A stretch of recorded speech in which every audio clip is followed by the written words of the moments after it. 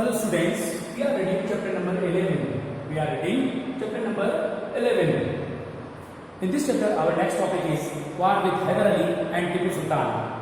War with Hyder Ali and Tipu Sultan means Haider Ali और टीपू सुल्तान के साथ युद्ध, यानी हम हैदर अली और टीपू सुल्तान के बारे हैदर अली और टीपू सुल्तान के साथ जो ब्रिटिश या अंग्रेजों के जो या ब्रिटिश का जो युद्ध होता है या ब्रिटिशर्स का जो युद्ध होता या अंग्रेजों के जो युद्ध हुए थे हैदर अली और टीपू सुल्तान के साथ, उनके बारे में इस टॉपिक में पढ़ेंगे। War with Hyder Ali and Tipu Sultan.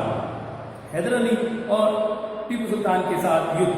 Whenever the company saw a threat to its political or economic interest, it used to launch a direct attack. जब भी कंपनी ने देखा कि या जब भी कंपनी को आशंका हुई अपने राजनीतिक और आर्थिक हितों में के समक्ष या अपने राजनीतिक और आर्थिक हितों की और जब कंपनी को आशंका हुई या कंपनी को आशंका सताई, तब कंपनी ने सीधी कार्रवाई की या सीधा हमला कर दिया अपने विपक्षी या अपने विरोधी के विरुद्ध। तब कंपनी ने सीधा आक्रमण या सीधा युद्ध कर दिया। The growth of extent and extension of Mysore under Hyder Ali along the rulers of Deccan states as well as the British. Company Haidar Ali के नेतृत्व में जो मैसूर का विस्तार और उसकी वृद्धि हुई थी, हैदर अली के नेतृत्व में मैसूर का विस्तार और वृद्धि हुई थी, उसने डेक्कन के राज्यों को भयभीत कर दिया या डेक्कन के राज्यों को भयभीत कर दिया। डेक्कन के राज्य तो भयभीत हुए ही, भयभीत हुए ही, साथ साथ ब्रिटिश भी इसमें भयभीत हुए।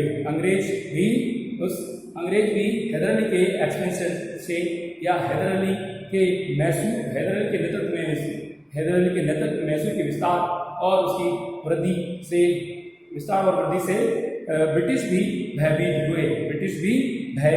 हुए। Haider Ali ruled from 1761 to 1782 and his famous son Tipu Sultan ruled from 1782 to 1799. Hyder Ali ruled from 1761 to 1782 and his famous son Tipu Sultan ruled from 1782 to 1799.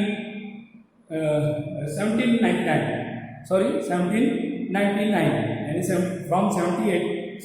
from 1782 to 1799। यानी हैदर अली ने शासन किया 1761 से लेकर 1782 तक, और उसके प्रसिद्ध पुत्र टीपू सुल्तान ने 1782 से लेकर 1799 ईस्वी तक शासन किया। Four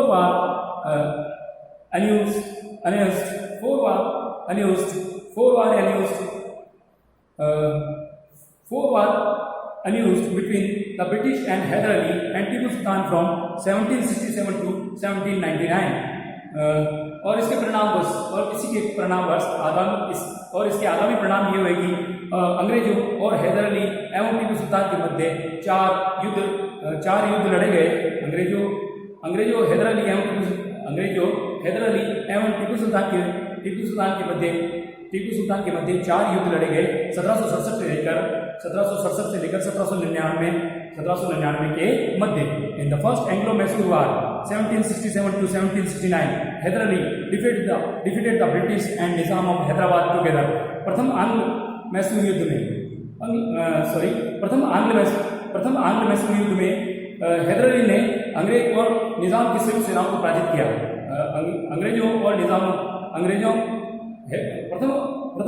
प्रथम आंग्ल मैसूर युद्ध में हैदर अली ने अंग्रेजों और निजाम की संयुक्त सेना को पराजित किया। The British signed a treaty with Hyder Ali to help each other in case of an attack by a third party। और हैदर अली और ब्रिटिश के बीच ब्रिटिश और हैदर अली के बीच एक संधि हुई, और जिसके तहत और इस संधि के तहत, जिसके तहत या इस संधि के तहत वे एक दूसरे की मदद करेंगे यदि कोई तीसरा शासक या तीसरा दल उन पर आक्रमण करता है। यानी इस प्रथम आंग्ल मैसूर युद्ध के बाद प्रथम आंग्ल मैसूर युद्ध के बाद एक संधि हुई और इस संधि के तहत यह तय किया गया कि दोनों दल यानी ब्रिटिश और हैदर अली एक दूसरे की मदद करेंगे यदि कोई तीसरा दल या कोई तीसरा शासक, कोई तीसरी पार्टी या तीसरा दल, कोई तीसरी पार्टी यदि उन पर आक्रमण करती है तो वो दोनों एक दूसरे की मदद करेंगे। But in 1771 when the Maratha attack Hyder Ali the British did not come to his help. किंतु 1771 में जब मराठाओं ने हैदर अली पर आक्रमण कर दिया तो अंग्रेज हैदर अली की मदद करने नहीं आए। तो अंग्रेज हैदर अली की मदद करने नहीं आए। In the second Anglo Mysore war 1780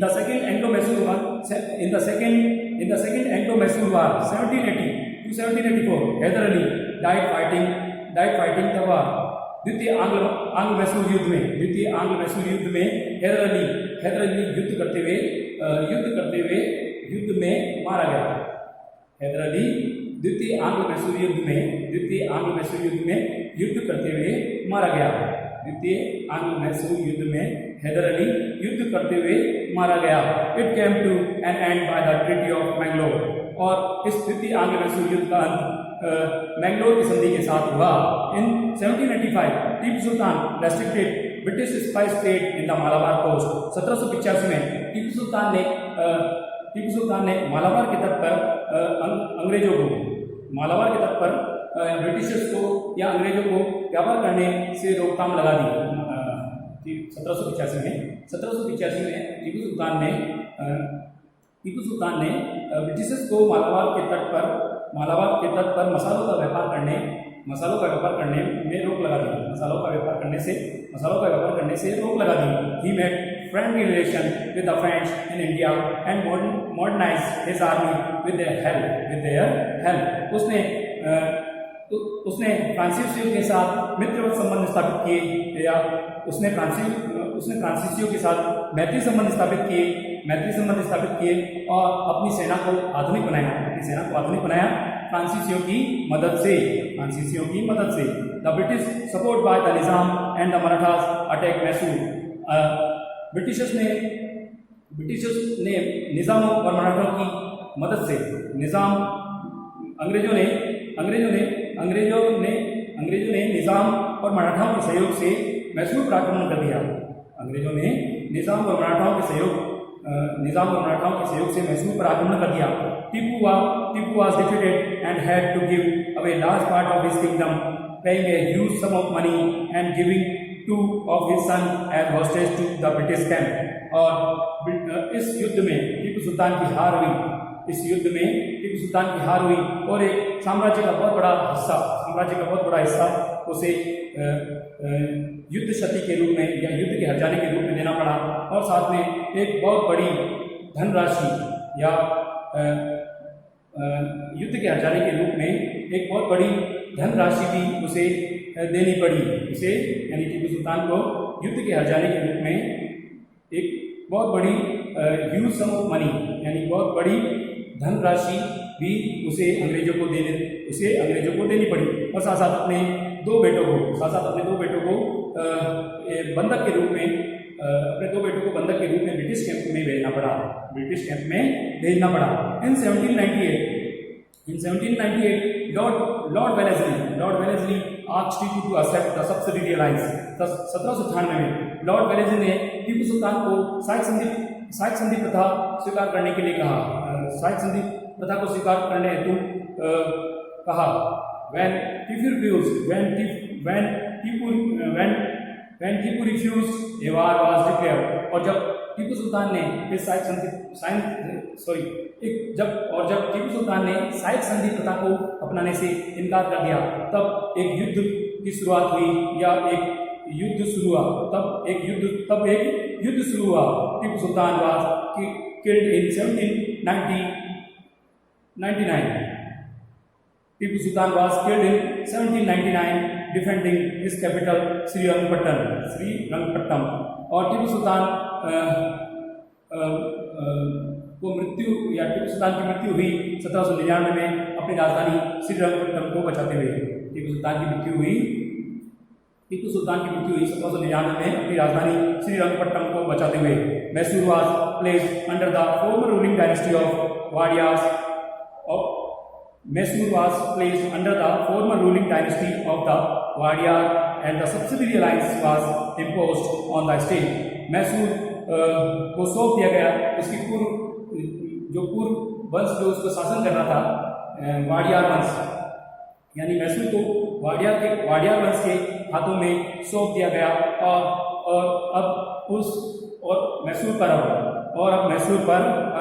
अब मैसूर राज्य पर या मैसूर पर अब सहायक संधि प्रथा को या सब्सिडियरी अलायंस को थोप दिया गया और अब मैसूर राज्य पर सहायक संधि प्रथा को थोप दिया गया।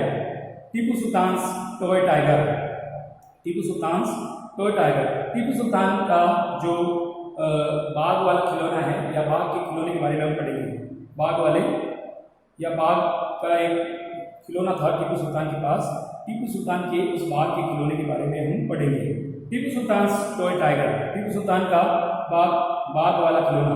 टीपू सुल्तान का बाघ वाला खिलौना। Tipu Sultan was called the tiger of Mysore. Tipu Sultan को कहा जाता था मैसूर का बाघ। टीपू सुल्तान को मैसूर का बाघ कहा जाता था। मैसूर का टाइगर कहा जाता था। टीपू सुल्तान को मैसूर का टाइगर कहा जाता था। टीपू सुल्तान को। ही बिकेम द सुल्तान इन 1782 और वह मैसूर का सुल्तान बना 1782 में। It is said that once he battled with a tiger unarmed in the forest until he managed to pick up his dagger.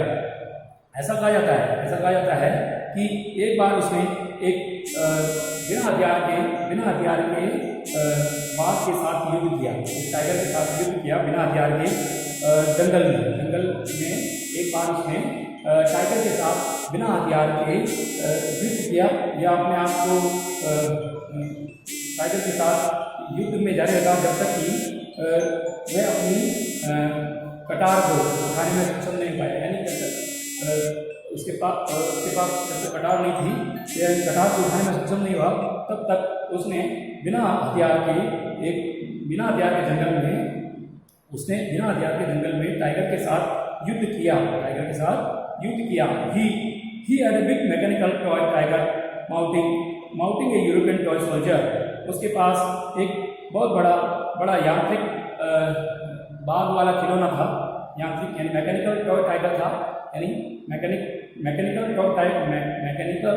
Toy tiger था, एक यांत्रिक बाघ वाला खिलौना था जो एक पकड़े हुए था एक यूरोपियन टॉय सोल्जर को, यानी एक पुतला, एक यूरोपियन सैनिक के पुतले को वो पकड़े हुए था। एक यूरोपियन सैनिक के पुतले को वह टॉय टाइगर एक यूरोपियन सैनिक के पुतले को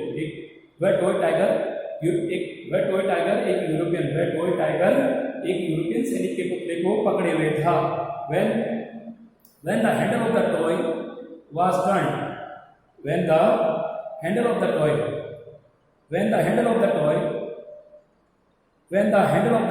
was turned, the toy tiger roared and the toy soldier shrieked. और जब उस टॉय टाइगर के हैंडल को खींचा जाता था,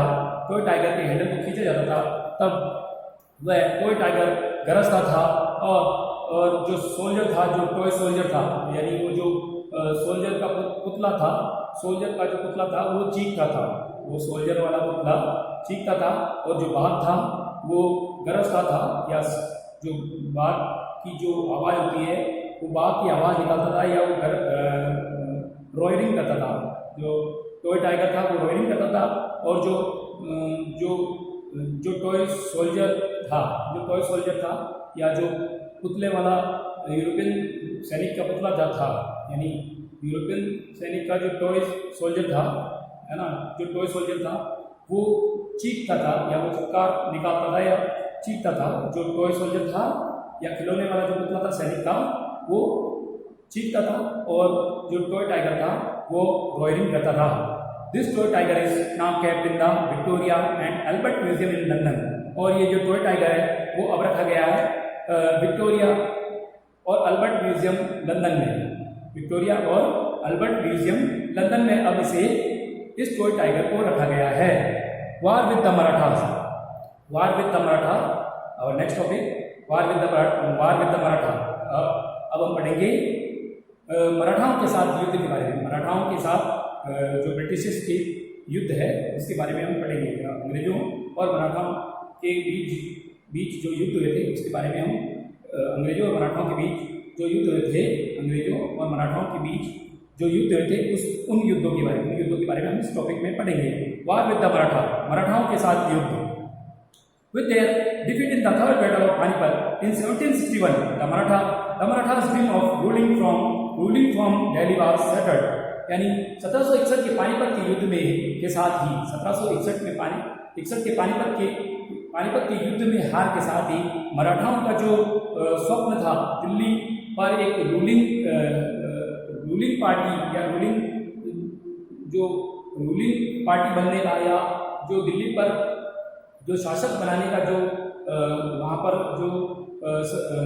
जो सर्वोत्कृष्ट, यानी दिल्ली में मुगल दरबार में अनेक दल थे जो कि अपना शासक दिल्ली पर या मुगल सत्ता पर आसीन करते थे। उसमें मराठा भी उसमें एक दल था, और मराठा ये चाहते थे कि वह उन दलों में सबसे सर्वोत्कृष्ट या सबसे उत्कृष्ट या सबसे ताकतवर दल हो। किंतु 1761 के पानीपत के युद्ध में 1761 के पानीपत के युद्ध में हार के साथ ही मराठाओं का ये जो स्वप्न था दिल्ली में एक रूलिंग फॉर्म के रूप में बनने का, है ना, दिल्ली में जो रूलिंग फॉर्म यानी एक शासक बनाने वाले का जो दर्जा या शासक बनाने का जो सर्वोत्कृष्ट गुट बनने का जो सपना था, यानी दिल्ली पे जो शासक बनाने का जो सबसे उत्कृष्ट दल बनने का या सबसे शक्तिशाली जो ताकत के रूप में दिल्ली में उभरने का, वो अब स्वप्न क्या हुआ, मराठाओं का नष्ट हो गया। यानी पानीपत की तृतीय युद्ध में हार के साथ ही वो स्वप्न मराठाओं का अब नष्ट हो गया। They were divided into many states under different chiefs, Sardars, Sindhiyas, Holkars, Gaikwad and Bhosle। वो भिन्न राज्यों में या भिन्न प्रांतों में बढ़ गए, और जिनके भिन्न सरदार हुआ करते थे, जैसे कि सिंधिया, होलकर, गायकवाड़ और Bhosle. These chiefs were held together in a confederacy under a Peshwa, principal master, who was its effective military and administrative head based in Pune। और ये सभी सरदार एक साथ जुड़े हुए थे या एक साथ इकट्ठे थे एक राज्य संघ के रूप में पेशवा के नेतृत्व में। राज्य संघ के रूप में जुड़े हुए थे पेशवा के नेतृत्व में। और ये पेशवा एक प्रभावी सैनिक और प्रशासनिक मुखिया हुआ करता था, और जिसका कार्यालय पुणे में होता था। और ये पेशवा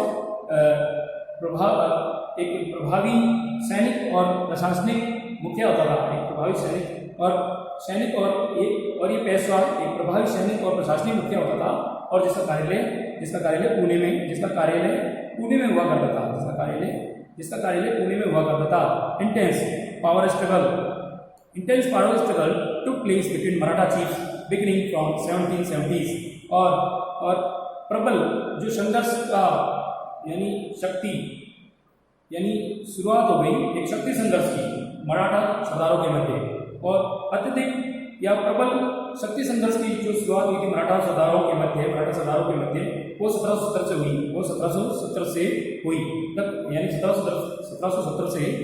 1770 के बाद 1770 से मराठा मराठा सरदारों के मध्य शक्ति के संघर्ष शुरू हो गए।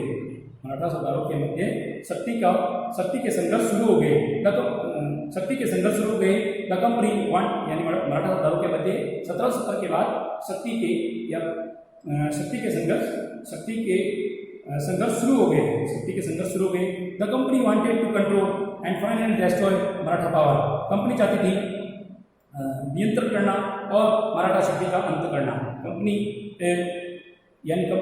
इस संपूर्ण क्षेत्र पर अपना नियंत्रण चाहती थी और साथ साथ मराठाओं की शक्ति का भी अंत करना चाहती थी और साथ में मराठाओं की शक्ति का भी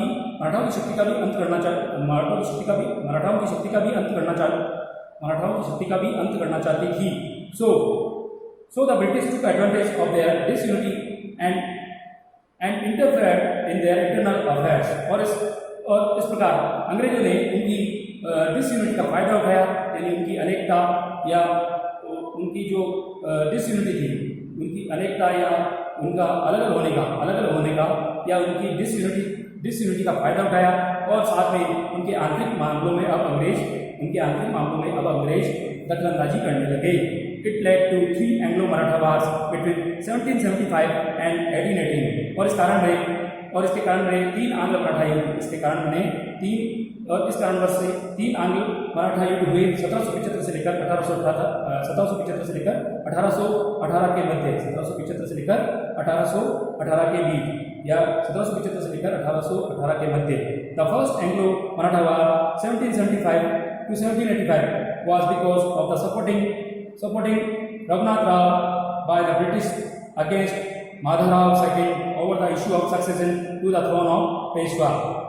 जो पहला आंग्ल मराठा युद्ध हुआ था वो उसका कारण था कि अंग्रेजों ने माधवराव द्वितीय के विरुद्ध रघुनाथ राव को सहयोग किया और पेशवा के सिंहासन के उत्तराधिकार संबंध में पेशवा के सिंहासन के उत्तराधिकार के संबंध में अंग्रेजों ने माधवराव द्वितीय के विरुद्ध रघुनाथ राव को सहयोग किया। Finally piece was concluded bye the treaty of Salbai. और अंत में शांति स्थापित की गई सालबाई की संधि के साथ। The British recognised Madhavrao second as the Peshwa. अंग्रेजों ने माधवराव द्वितीय को पेशवा मान लिया। Second Anglo Maratha war 1803 to 1805 began because the Maratha chiefs Scindia, Bhosle and Holkar refused to accept the subsidiary alliance। और द्वितीय आंग्ल मराठा युद्ध 1803 से 1805 के मध्य हुआ। द्वितीय आंग्ल मराठा युद्ध जो हुआ था वो कारण बना, उसका कारण था जो मराठा सरदार थे जैसे कि सिंधिया, भोसले और होलकर, इन्होंने सब्सिडरी अलायंस को मानने से इनकार कर दिया या इन्होंने साइक संधि प्रथा को मानने से इनकार कर दिया।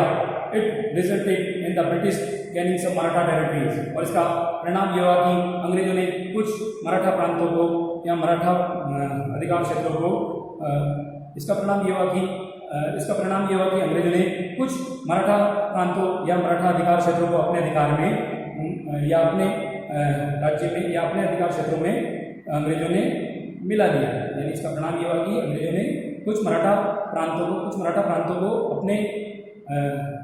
अपने अधिकार क्षेत्र में या अपने अधिकार क्षेत्र में अंग्रेजों ने मिला लिया। Finally the third Anglo Maratha war.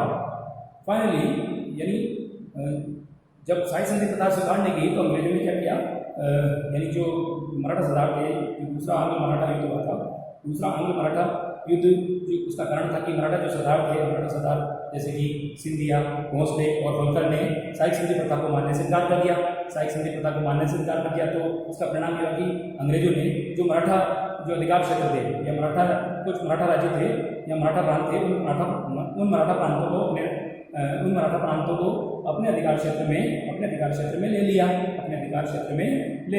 Finally the third Anglo Maratha war 1817 to 1819 crush the Maratha power. और अंत में तीसरा आंग्ल मराठा युद्ध ने 1817 से लेकर 1819 में मराठाओं की शक्ति को कुचल दिया, मराठाओं की शक्ति को कुचल दिया। The Peshwa Bajirao was removed and sent away to Bittur near Kanpur with a pension। Peshwa Bajirao को हटा दिया गया और उसे बिटूर भेज दिया गया कानपुर के निकट पेंशन पर। उसे बिटूर भेज दिया गया कानपुर के निकट पेंशन पर। कानपुर के निकट यानी पेशवा बाजीराव द्वितीय को हटा दिया गया और हटाने के बाद उसे कानपुर के निकट बिटूर भेज दिया गया पेंशन पर। The office of the Peshwa was The office of the Peshwa was abolished and his territory were annexed to the company territory। और जो पेशवा का जो कार्यालय था उसको पेशवा कार्यालय को बंद कर दिया गया, पेशवा के कार्यालय को बंद कर दिया गया और उसके जो अधिकार क्षेत्र थे और जो उसके प्रांत थे या उसके अधिकार क्षेत्र थे उन अधिकार क्षेत्रों को या उन प्रांतों को या उन अधिकार क्षेत्रों को अब कंपनी ने अपने राज्य में मिला लिया। अब कंपनी ने अपने राज्य में मिला लिया। द क्लेम टू पैरामाउंटेसी ये हम अगली क्लास में पढ़ेंगे।